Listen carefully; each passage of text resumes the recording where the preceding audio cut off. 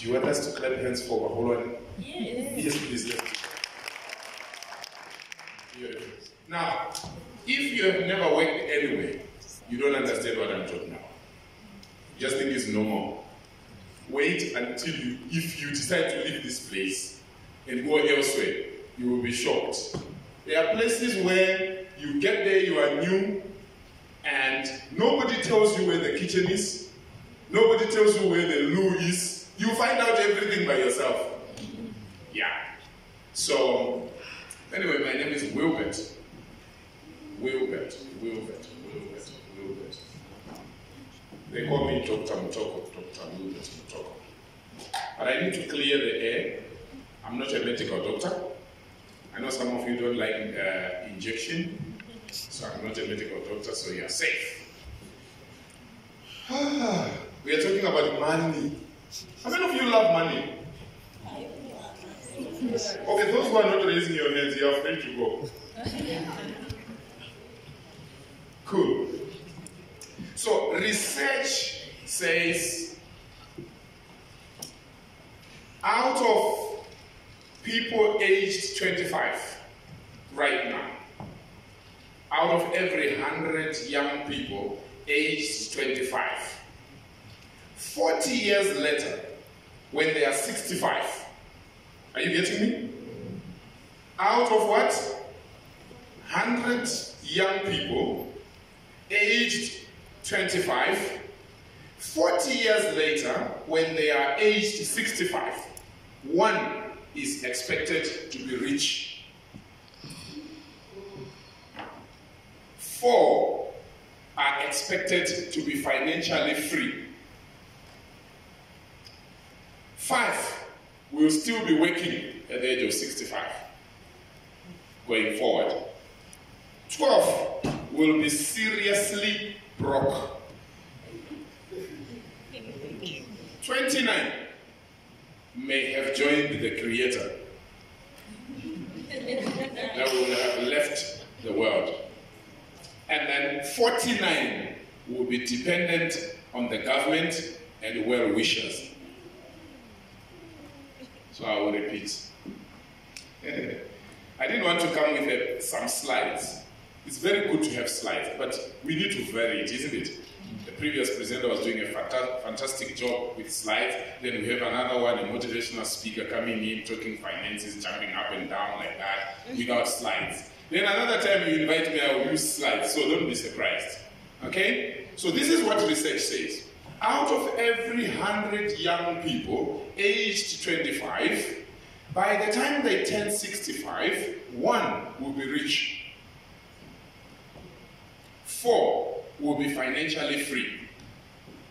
Financially free meaning they are living out of, what do you call that income that comes without you having to work? Passive income. Alright?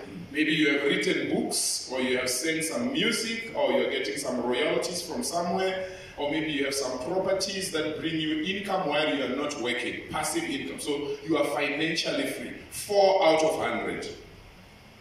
And then 5 will still be begging to say, please, any job, people what hero. Hero hela, hero. 5 out of 100. 12, completely broke. Like there is no hope. 29, dead. That one cannot be avoided. Some people have to go, some have to stay. I pray that all of us, 65 years old, will still be there. That's my wish. Is that your wish too? Amen. Awesome. And then, one of the scariest things, 49 out of 100, that's about 50%. Half of those young people, they will be dependent on the government and well-wishers. I want you to ask your neighbor, which category do you think you belong to?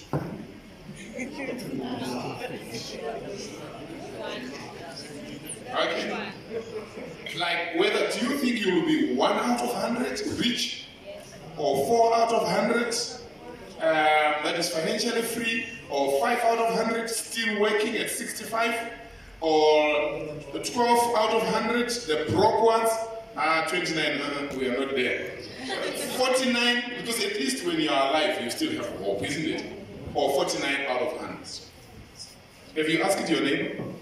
I know some neighbors are very scared, and it's normal. Look for neighbors that are smiling and friendly and ask them, which category do you think you belong to? What did your neighbor say? 1 out of 100. How many say 1 out of 100? I'm sure. Wow, awesome. Right.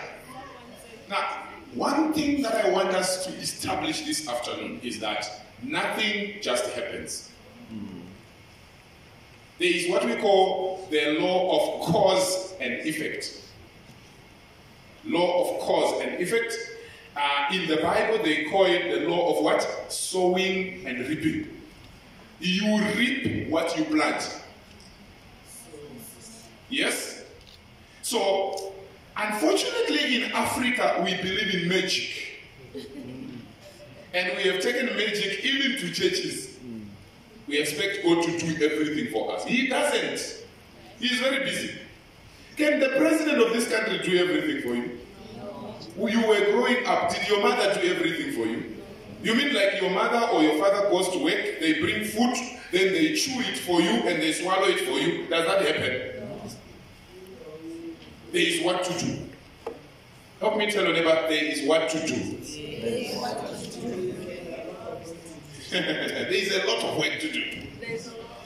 The world runs by principles. The world runs by what? Principles. By principles. If you follow principles, your things will work. It works like that in everything. Whether in relationships, or in your health, or in the workplace, or in your mental development, whatever it is, it's about principle. There is what to do. I'm believing that you guys are seated here because you passed certain exams many times. That's why you qualified to be seated here today. You paid the price. There are others who were laughing when you were paying the price. But today when they meet you, there is something that closes their throat. It's called jealousy. There is what to do. There is what to do for you to pass at school. Some people have to put their legs in water so that they don't slip. You know you have examinations to be written and you want to pass. You are reading and it's like you are not reading. Then you put your legs in the water. You burn the midnight candle like a crazy person. Why? Because you are seeing a future. Right now you are seated here. I can see people seated here who are thinking, what can I do for Botswana? What can I do for Africa? You wake up every morning, it's not about you. It's for a bigger reason. It doesn't just happen. You pay the price. Now, for you to be 1 out of 100 or 4 out of 100 or 5 out of 100 or 12 out of 100 or 49 out of 100, it's a choice.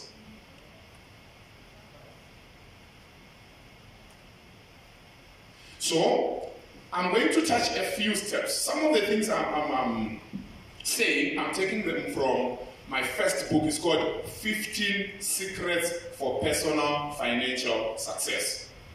15 Secrets for Personal Financial Success. I will take a few things from there.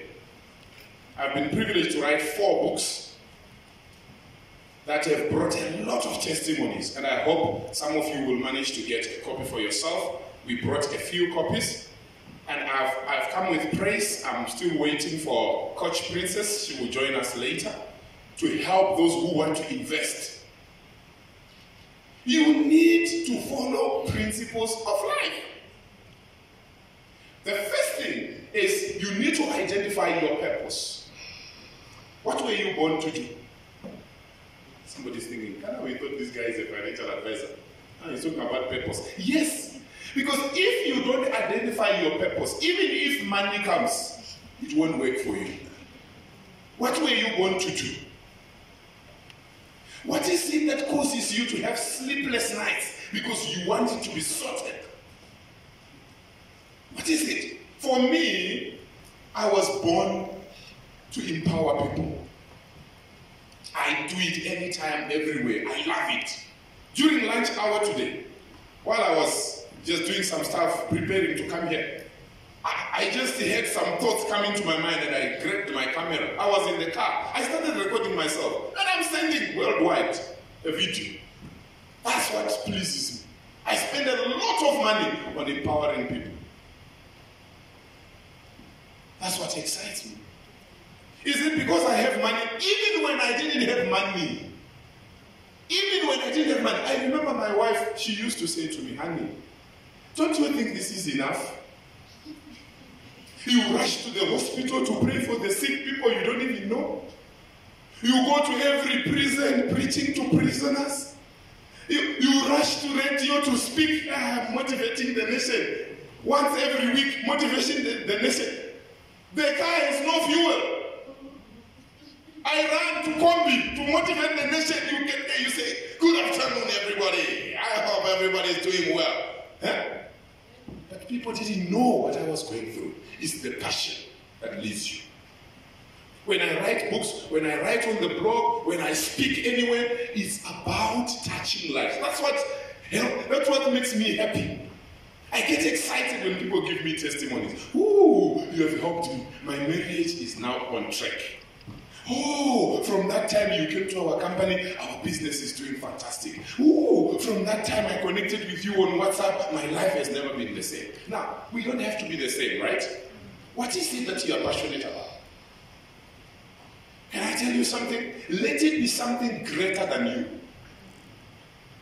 Do you know the vision that I used to have many years ago?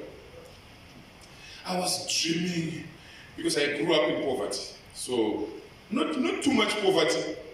But, you know that one where one day you have bread, you put margarine on the other side, you put jam on the other side, and then the other day you are slicing cold papa. You slice papa like it's bread, and you eat it with tea. Tea without milk. So that kind of mix. That's the one I grew up with. The one where your parents buys you shoes, and then sometimes the shoes get torn. It's like that they no longer want to accompany you where you are going. So you just take your natural what? You go. So sometimes you have shoes, sometimes you don't have. That's how I grew up. So I envisioned myself, I said, I want to work very hard so that one day I will be an international speaker. I will become a global speaker. And you know what? I will be having a car for each day. Big cars. If we are talking of today's cars, maybe I will be having a Mercedes-Benz ML for Monday. Then I have BMW X6 or X5 for Tuesday. And then on Wednesday, maybe I have a Jeep. Maybe on Thursday, I have, what am I talking about? Then I will have cars for funerals, cars for weddings, cars for, you know what I'm talking about? Well, and then I was envisioning my house. It has to be 100 bedrooms. On top of it, my helicopter can land there. And I just come from the helicopter and I get inside the house. That was my dream. I was like, wow, I will have arrived. No more eating pap as if it's bread. No more taking, Wow. Until after some time, with personal development, you read books, you follow some mentors and so on. I realized, okay, there's no problem with having all those things if you can afford them. It's okay. It's your money. But the best thing is to be able to touch other people's lives. So, and then I started realizing that when you have 100 bedrooms, who will be cleaning the 100 bedrooms? Is it an asset or is it a liability? Now, let's be honest, guys. Some of us here have one room, some have two, some have three. Let's assume you have one. How is your one room looking right now? How clean is it? What about when you now dream of hundreds? There is more to life than material possessions. But we are not saying it's wrong to have material possessions. So what I consider very important today is to touch lives. That's what excites me most. But also, I have realized that you also need financial freedom. Because when you are not financially free, there are certain things you can't do. A friend visited me recently, and then he asked me, he said, "What is that thing?" I said, "I know this thing is a Wi-Fi router." He said, "Okay, so how do you use it?" I told him. He said, "Now I know. You are always sending messages on WhatsApp, on Facebook, on YouTube. We are uploading videos every time." I was wondering, how do you manage? Where do you get the internet? So now I've seen your secret. Do you get the point? So if you don't have money, you may not be able to do those things you want to do for your country, for other people as well. So the first thing, what is your purpose? When you know your purpose, you will live your life more meaningfully. When you don't know the purpose of something, you abuse it. True or true? Yes. So that's number one. Number two is financial education. Number two is what? Financial education. You want to be financially free, isn't it? So number one, what is your purpose? Number two, you need financial education.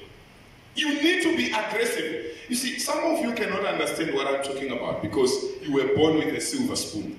So even when I'm talking, you are just wondering, what is this boy talking about? Financial freedom. You know, when you are born with a silver spoon, things are just fine. It's just okay. I don't know how many of us are like that here. I mean, even if you stop working today, nothing changes in your life. You know what I mean? You need financial education. There are people who spend a lot of money on magazines about love, about sex, about all these funny things. There is no problem. But is that where you have your greatest challenge? You need to live a balanced life. If by now you don't have a personal library, anyway, for you it's not too late. You need a personal, let me tell you about, you need, in fact, look at them, even if they were not smiling, tell them, you need a personal library, my friend. Tell them, I don't want you to trouble me when you'll be coming to borrow in future, when you are old. You need a financial education. You need a library. And that library must be balanced. Now, I know I'm here to talk about money, about financial freedom, but let me tell you something. What will it benefit you if you have a lot of money but you have no health? Hello? You have a lot of money but you have no loved ones to enjoy the money with. You have a lot of money but everybody doesn't understand you. So what are we saying? It's important for you to consider having a balanced library. Every successful person that I know, they read one book per week.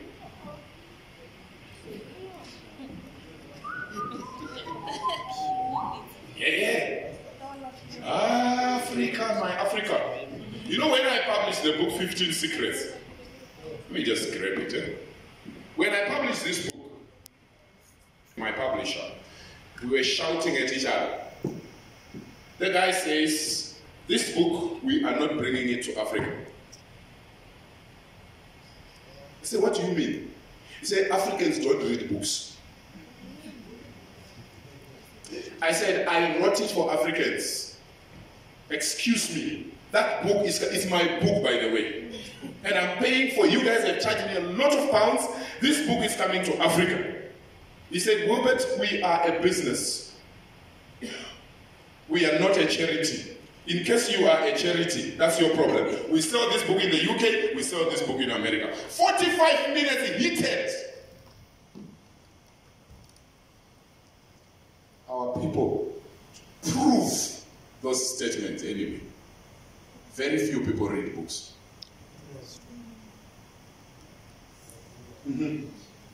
Financial education must become your priority. Do you know why? The language of money is talked about in the rich families. Unless you come from a rich family. Where I grew up, which is likely to be where you grew up, some of you here, or many of you, is where during dinner or during lunch you are told to shut up. It's not time to talk. What am I tell? Table manners. Where are your table manners? But in the families of the rich people, that time when they are eating, they are discussing business. So, if money is not taught in schools, and money is not taught in your home, where do you learn about it? Nowhere. You experiment. That's why many people, if you ask them what's happening to their money, they don't know. They will tell you, why it?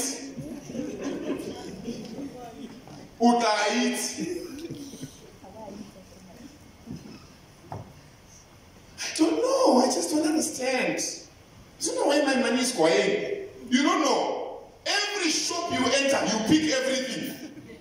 In fact, but people in here, you don't do that. Just people outside. But you guys, you are okay. You know, there are people, they load the trolley, they don't calculate how much they need. Then when they get to the till, they start fighting with the till operator. People that go there.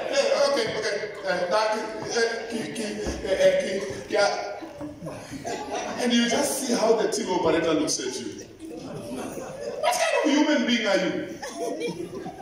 Has it ever happened to you? It happens, guys. But you know we can become better. We can. That's why we have this dialogue, isn't it? You can become better. You can change the way you do things. You get into a shop. You see, these supermarkets were not there many years ago. Now they give us very good space for shopping. They say they are giving us a shopping experience. Wow. Because they love us very much. So that is, you are going around. Even when you get to the till, there are still some things you didn't plan for. You just pick one. While you are waiting, then you don't know what's happening to your money.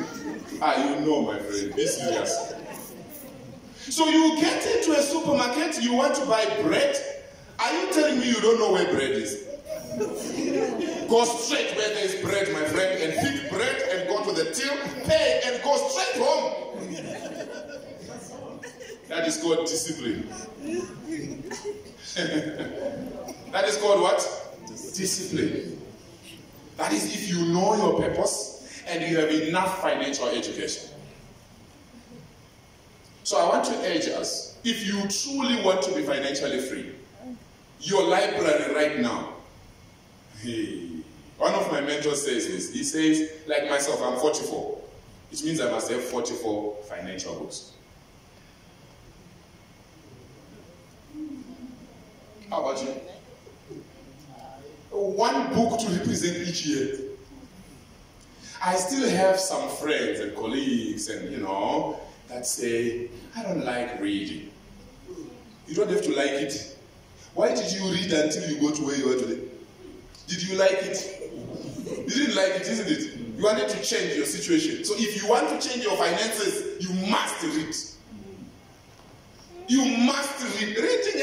Can I tell you something? Bill Gates, one of the richest people in the world, Bill Gates reads minimum 1 hour every day. It's a habit. I told you it's about principles. It's about principles. He can't stop. It's too late. And the question is, if he is reading 1 hour every day, whose books is he reading? He reads books of some people who are not even as rich as himself. Warren Buffett is now around 80 years old. He's one of the richest people in the world. He spends hours and hours per day reading. We're talking of multi-billionaire, not in Pula or in Zimbabwe or Zambian kwacha. I'm talking about US dollar. And then you don't read because you know you are already okay. That's the only explanation why you are not reading. You are not increasing your financial IQ because you are already fine. It's only for people like Bill Gates, Warren Buffett, Mark Zuckerberg who are struggling to continue reading every day, you know, so that their multi-billions can continue growing. As for you and me, we are okay. Financial education is very key. Help me tell your neighbor, you must increase your financial education. You must increase your financial education. The Bible says, for those who believe in the Bible, right? My people perish because of what? Ignorance. Lack of knowledge. But is that what we say? We say, Satan. Satan. Devil. Matimony. That's not what the Bible says. That's you. It's an excuse. There are many times when we blame the devil, and even the devil is also wondering. Seriously? Your life? What am I doing in your house? I have bigger assignments in Afghanistan and all these other places. What am I doing in your life? We have a lot of excuses. Go and develop your financial IQ. This is very serious. Are we together? That was number 2. We said number 1 is what? Know your purpose. Number 2, financial education. So, number 3 is budgeting. A budget is a financial plan. Full stop. Now, budgeting, we are not talking of a shopping list here. We are not talking of income and expenditure.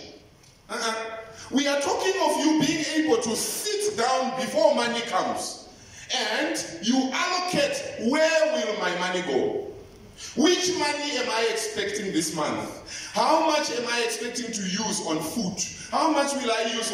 So, you follow the budget. Many of us, we behave as though we own the whole world. Everybody selling everything from everywhere must sell to you. Because you don't have a budget. Somebody comes right now with some nice smelling scones. You say, wow, I like scones. Give a guy. Give a guy anyone. Is it on the budget? No. Which income is going to cover that? I don't know. I just don't know what's happening to my money. You pass by some shops, you see clothes that are nicely displayed. You're like, wow. Woo. How much is this suit? 1,000. 1,000.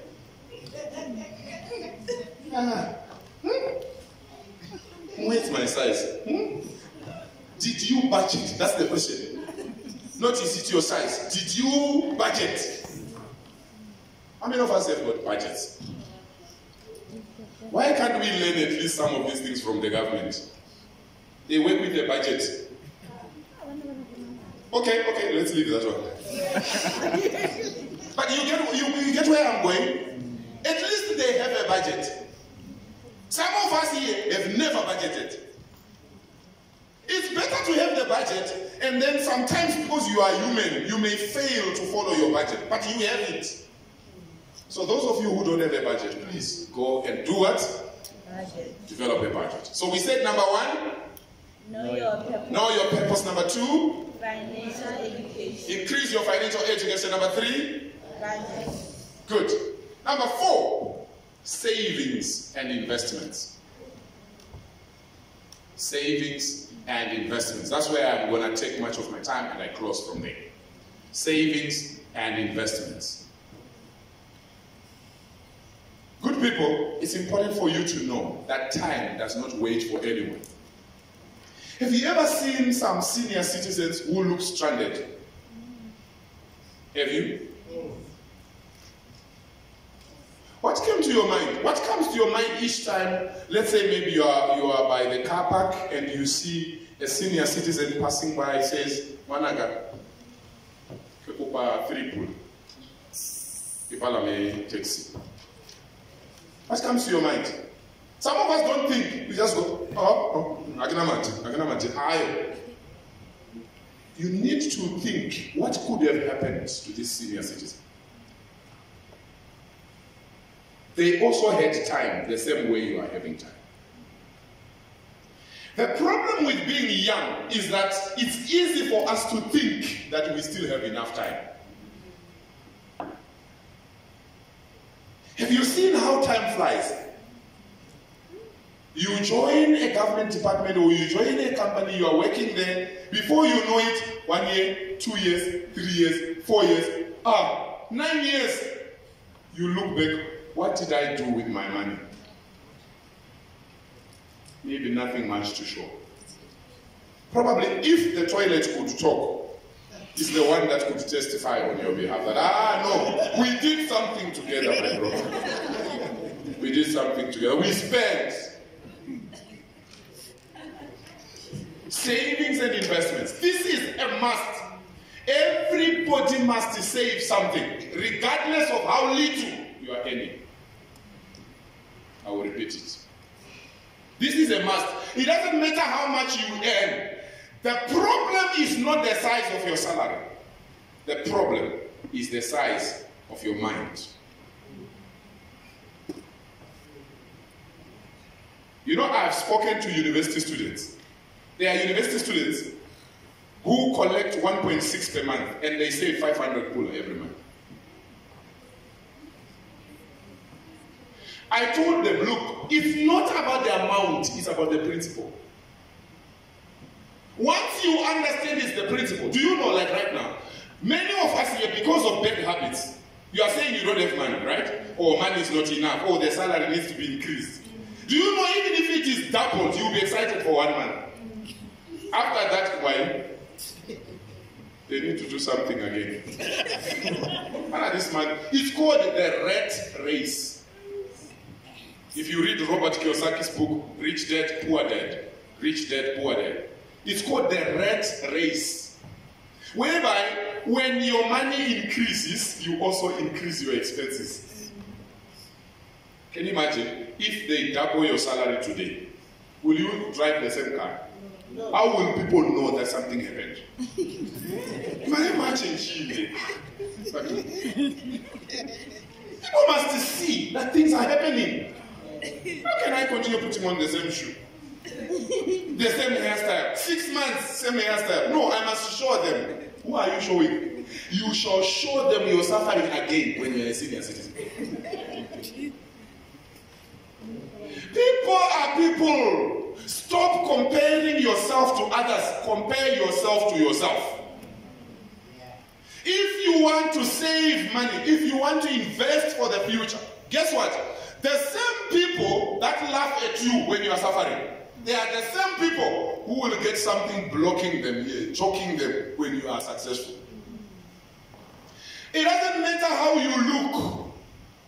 It matters what you are doing behind. That same salary you are getting, which you are crying about, there are people in this place who are saving. In this room, who are looking at me right now.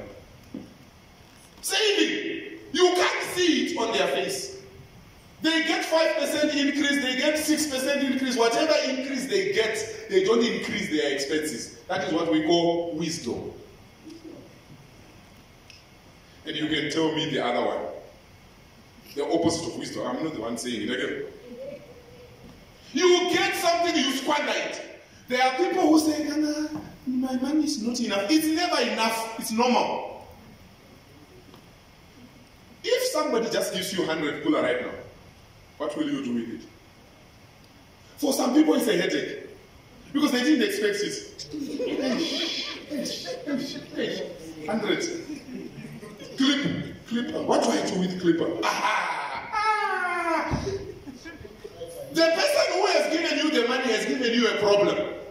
But when you understand the principle of saving, the moment you get that 100, you can even save the whole of it because it was not part of your plan.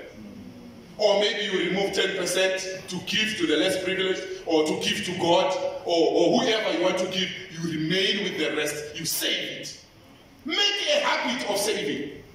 For some of us, you actually need to go to your bank and tell them, look, I want to do a stop order. From September, end of September, 500 puller, I don't want to see you. The problem is the money you see. The money you can't see is not a problem. True or true? If you have a mortgage or you're owing for, there are those also who buy cars on credit.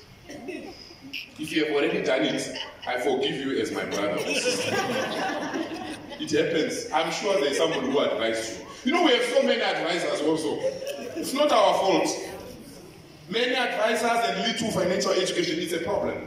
You must never buy a car on credit because it's not an asset. Do you know that? Never buy anything that depreciates. If you had already done it, if you like, we can talk after. Hey, I'm not blaming you, it happens, but you need to do a turnaround. It's not wisdom to buy a car or something that is very expensive that does not bring in money. We also have some people in Africa particularly, generally, even Kenya, we have gone to different places.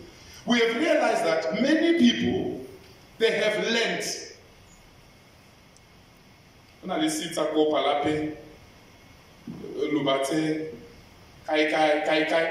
very happy that they are rich. You are not. It's lack of wisdom. Do you think it's wisdom or lack of it? An asset brings cash to you. If it is taking away cash from you, it's not an asset, it's a liability. So, for you to have plots, houses everywhere that are not bringing money, Malume, they stay in the other one, boss man, they stay in the other one. Oh, you're a very nice person. But I hope when you are done with working, those people will remember you. You need to have assets that generate money. So your assets are measured by how much cash flow is coming in. Are you with me? How much cash flow is coming in. So don't be overexcited by owning different lands, different properties in different places, yet they are not bringing money. It's a good start. But then if it means you building one by one or selling the other one so that you build the other one, so that you can have cash flow coming in, that's what I'm talking about. Are we together? So talking of investment, talking of savings, there's what we call emergency fund. Help me tell your neighbor, emergency fund. Yes. Emergency fund, another name is rain day fund. What we are saying is, one day your iron stops working. You know, some people, every little thing, they have to cry because there's no money. Your car breaks down for those who are driving. Did you know that cars sometimes break down? Keep money so that you don't look too desperate.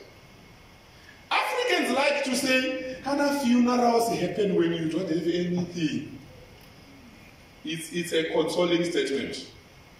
If you are a saver, funeral will happen and there's money in the account. Are you with me? You need an emergency fund. This is very important. Keep money for emergencies. Don't be too shocked when things happen. Emergency fund. You also need to save or invest towards your pension. I always say to people, all of us here have never been old. So we don't know how it feels to be old and stranded.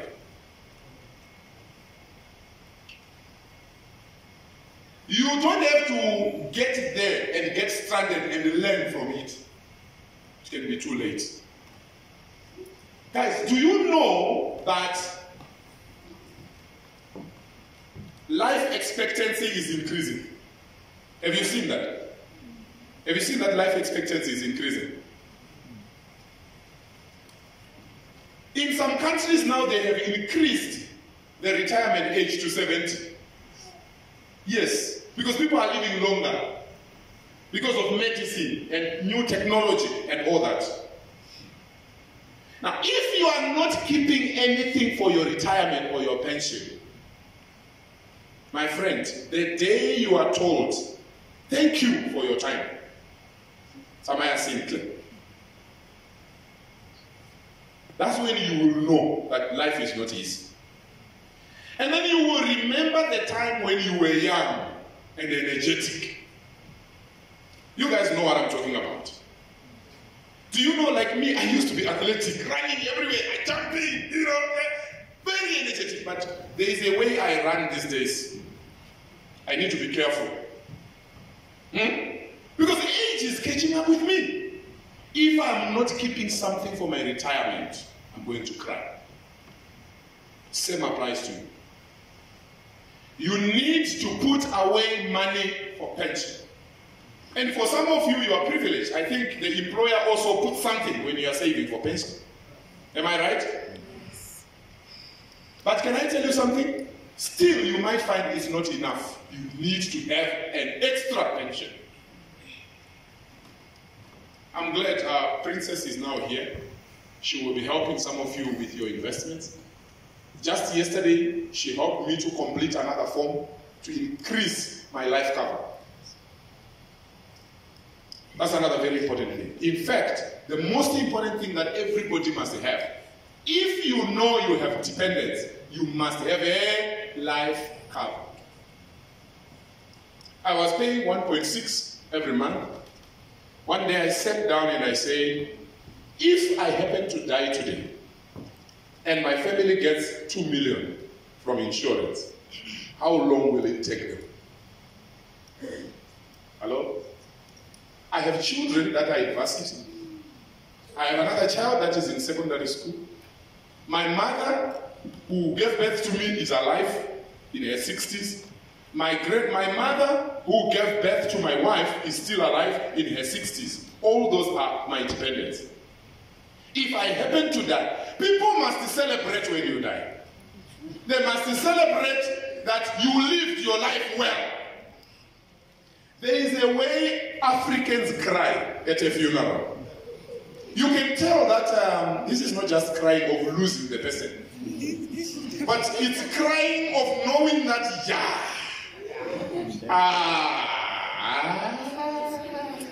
we are completely finished. The person who was trying to give us something little, is gone now.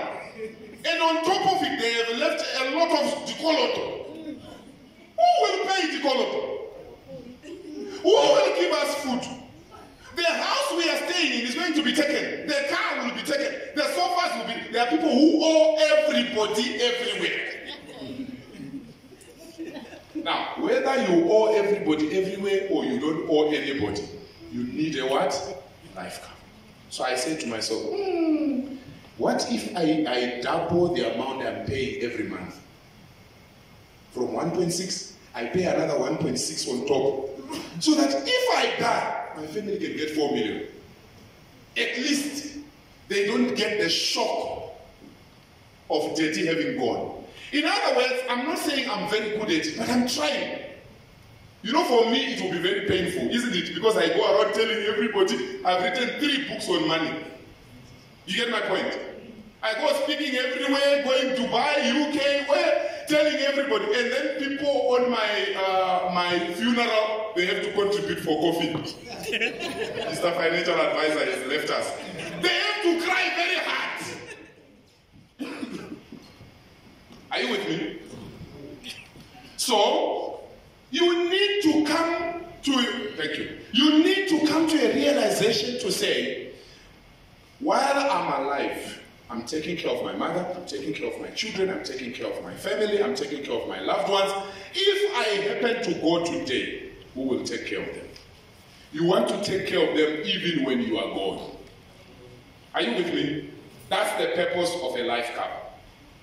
And I'm glad because companies like Botswana Life are making it even more interesting. Because a long time ago, I didn't want a life cover.